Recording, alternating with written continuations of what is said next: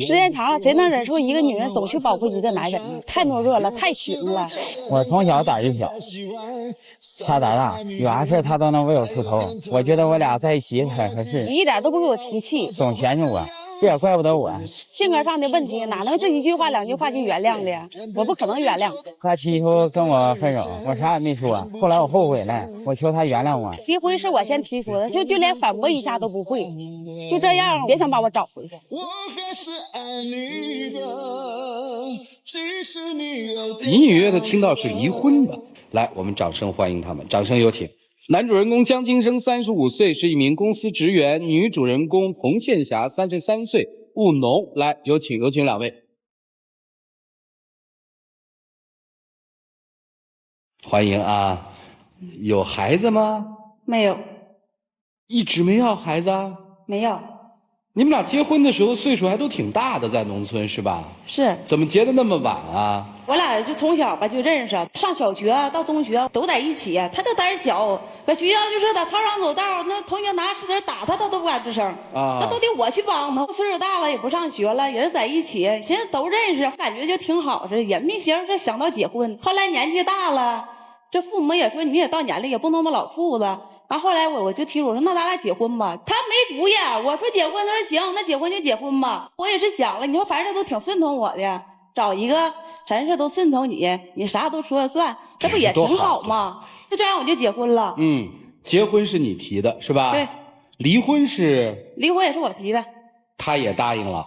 他答应，他连反抗一下都没有啊。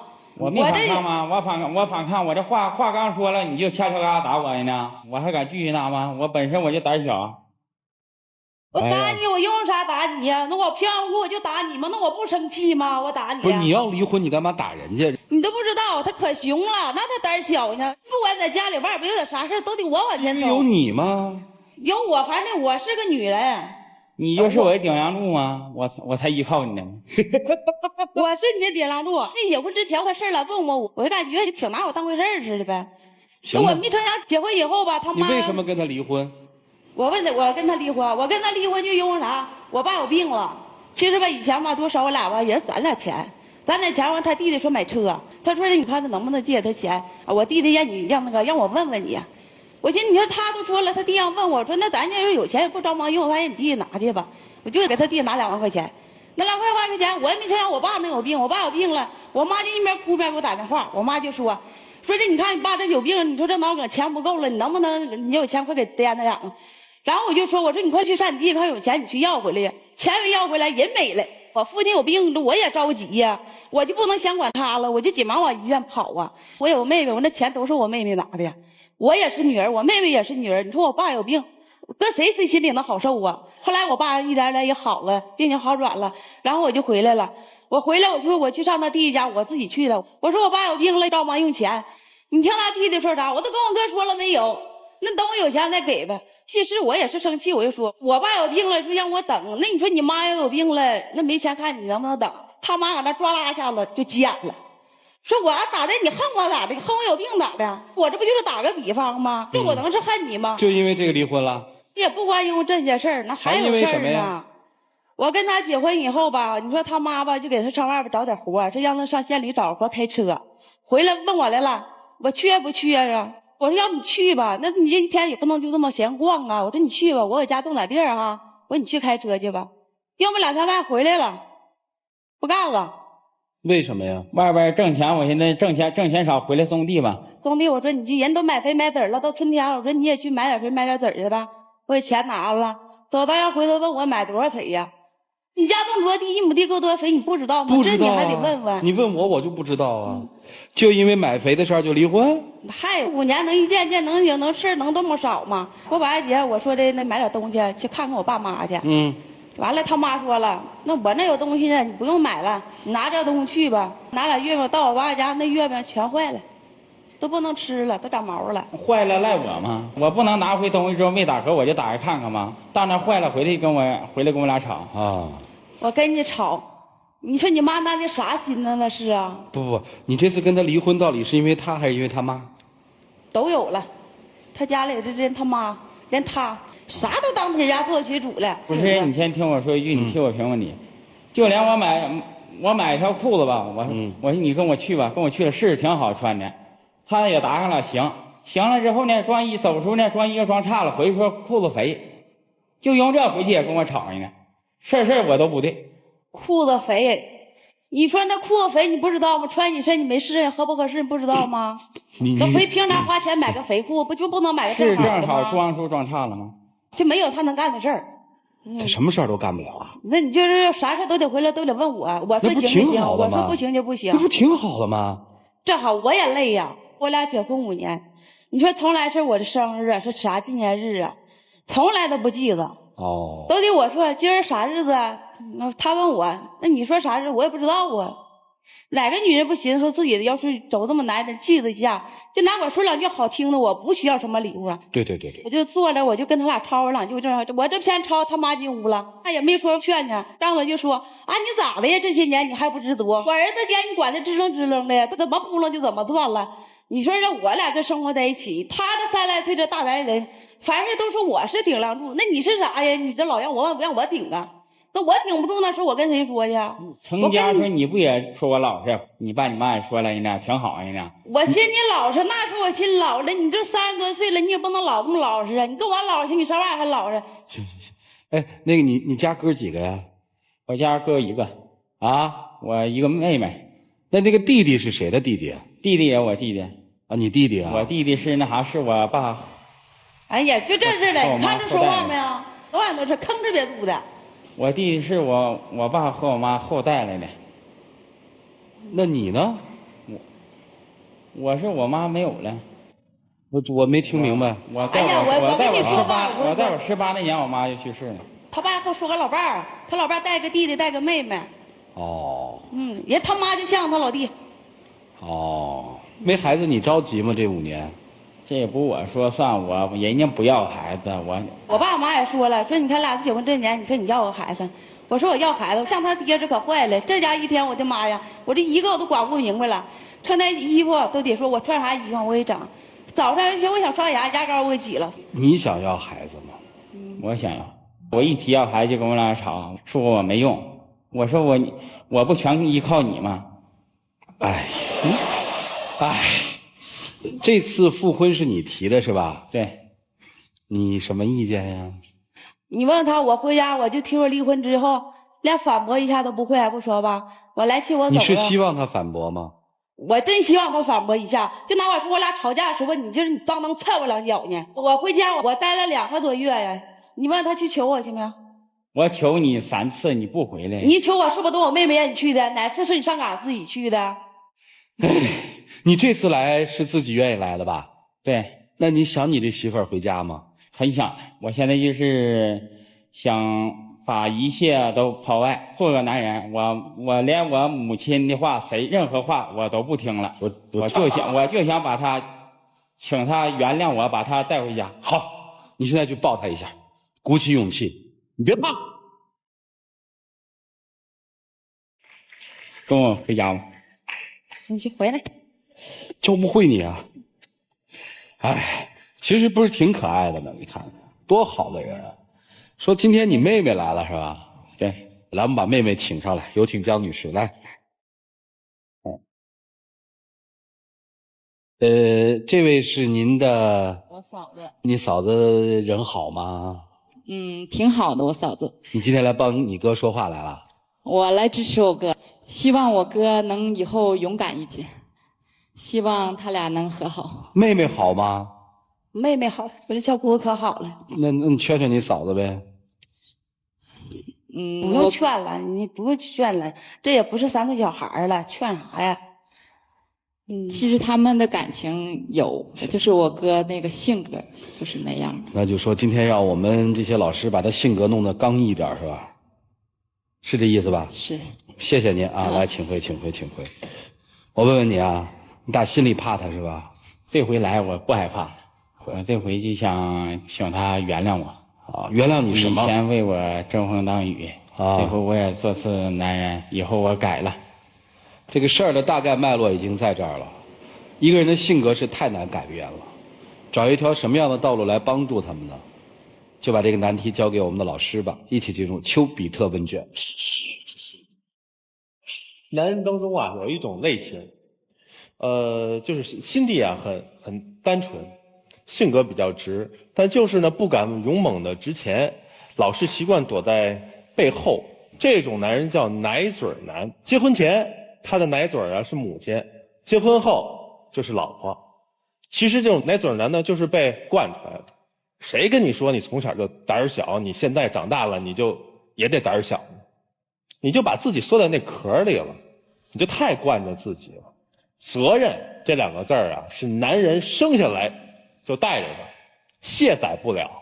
是个男人就得有责任，不能逃避，逃避解决不了任何问题，只会使矛盾越来越膨胀，到最后爆炸。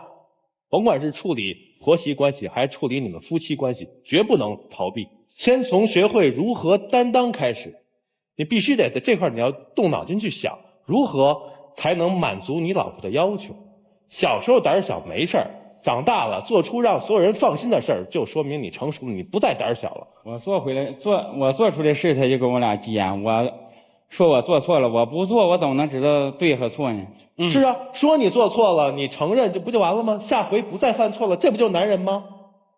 对不对？不能说你做错一件事，说你一次你就缩回去了，理直气壮的跟你老婆说，我是一个男人，很多事情交给我做，我一定会做好，并且同时证明给他看，好吗？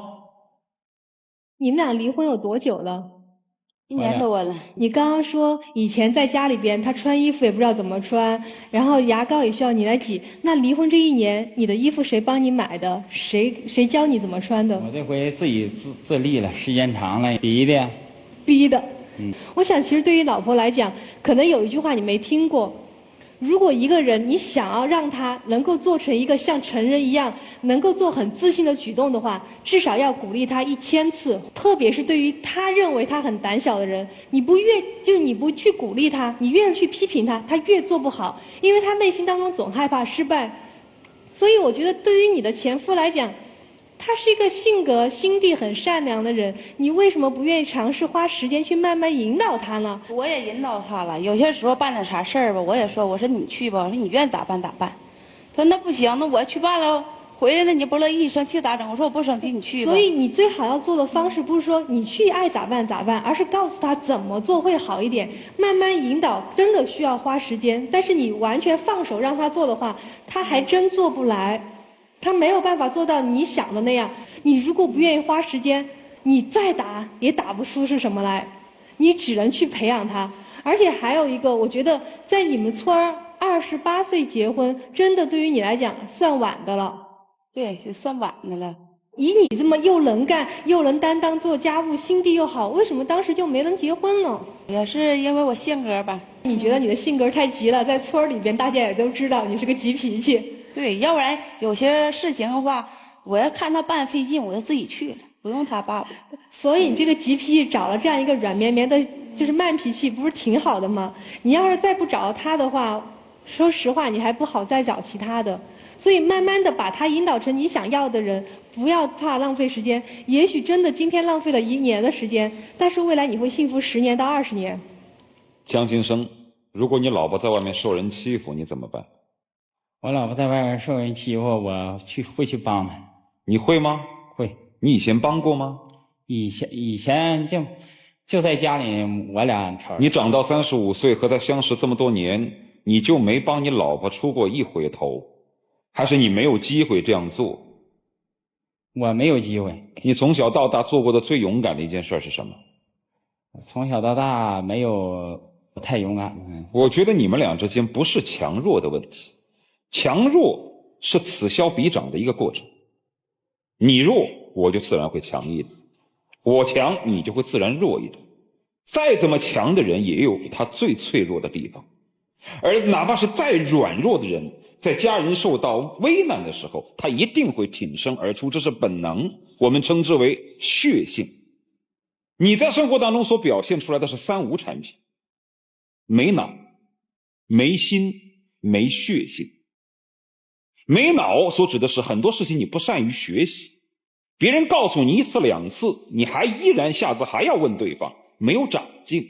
说你没心，是你压根儿就不记得夫妻之间应该如何去相处，连个简单的结婚纪念日、对方的生日你都不知道，你这叫不叫没心？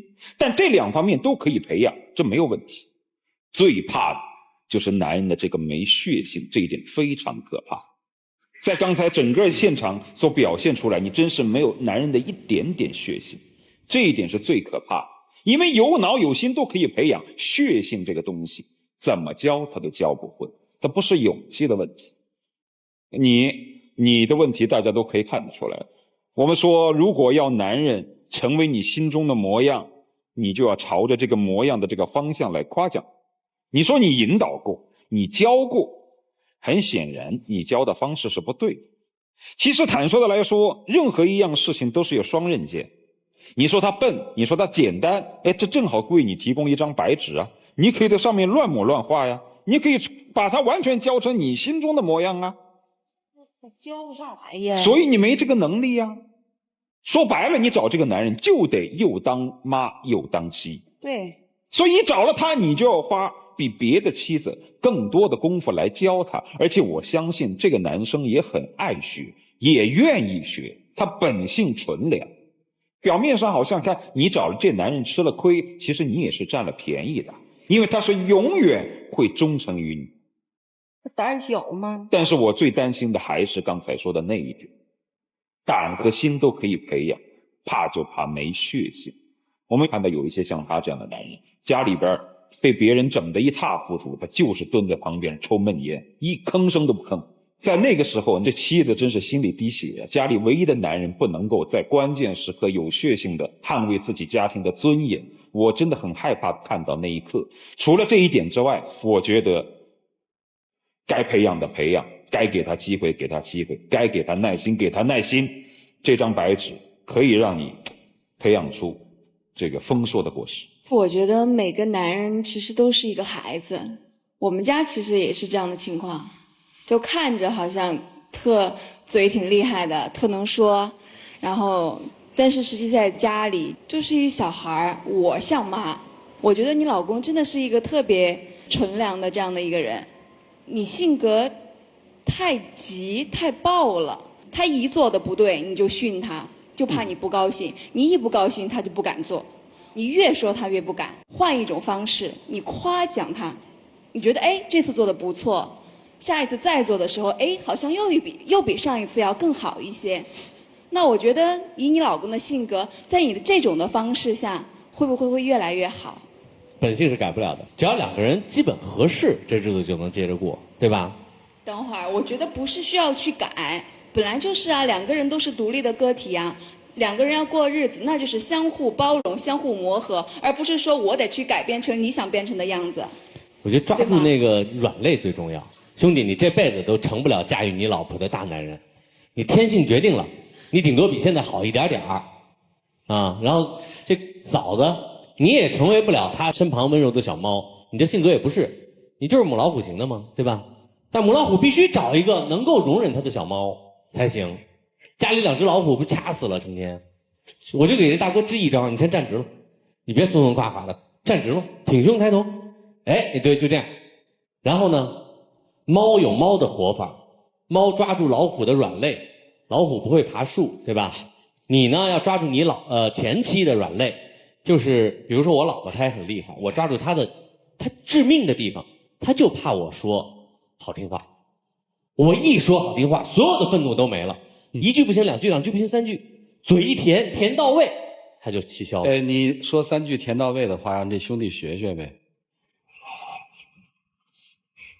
就是家里经常说的，比如他生气了，说我不对，像孩子不懂事儿，老婆我错了。哪儿错了呀？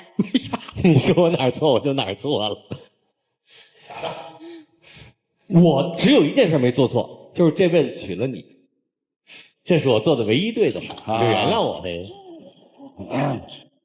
你明白吗？就是你老婆再强势，她再累，没关系，咱管的事儿多也没麻烦。只要是让我心里舒服了就行，就怕这个不争气，还不会说好听的，对吧？对，我就是想要我心里，我就想你这舒服舒服吗？兄弟会不会啊？你这做一个会挠痒的小猫，把这个老虎伺候好了，你们就和谐了。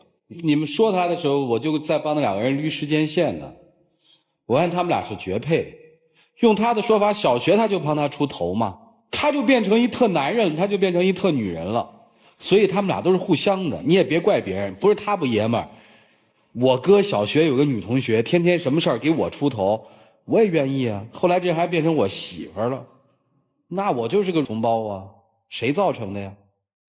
为什么生气啊？就希望说我离婚，我爷们儿就变成爷们儿了。媳妇儿，我坚决不跟你离婚。结果没想到离婚离就离呗。既然是你打小把他教育成这样的，再把他教育成男人，当然最好你们再早点生个孩子，有了孩子他就知道怎么做男人了，要不然老是长不大。兄弟，一会儿他要赶走，你就把他抱住，听见了吗？涂老师说要血性一回，记住了啊？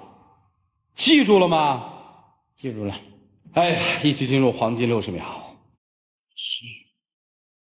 你看，你跟我回家吧，我以后会对你好的，我以后再也不会让你为我遮风挡雨了，我会做一个好男人的。以前我净依靠你，现在我会在外边办任何事情都靠我自己。我唯一今天来就是让你和我回家。我跟你回家，那是1句话2句话我就跟你回家的吗？这些年了你憋屈，我比你还憋屈呢。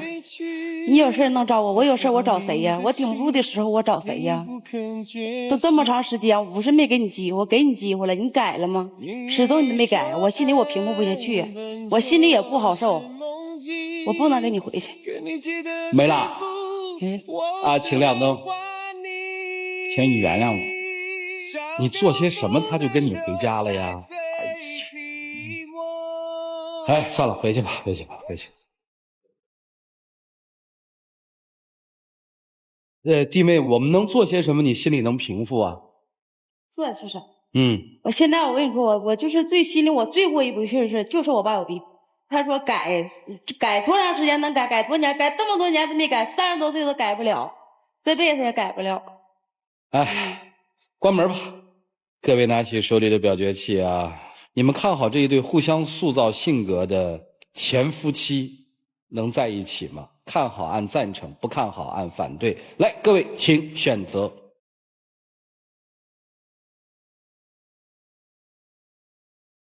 嘿，现场80%的现场观众是看好的，他们为什么看好呢？我们得问一问。你投的是？我投的是看好。我觉得既然在一起了，就应该有感情，然后还是好好珍惜彼此吧。来，您的选择是？我选择的是反对，因为我有的时候挺赞同那个女方的说法，这些年什么也没改，然后也不一定就以后也能就是达到那种女方的要求之类的。明白了，来，旁边那位，您的选择是？我也选择的是不看好。首先说，我不喜欢这样的男人，我觉得作为一个男人就应该有担当、有责任。谢谢啊。哎呀，接下来就看看人家自己了。我们一起来数5个数，来，5、4、3、2。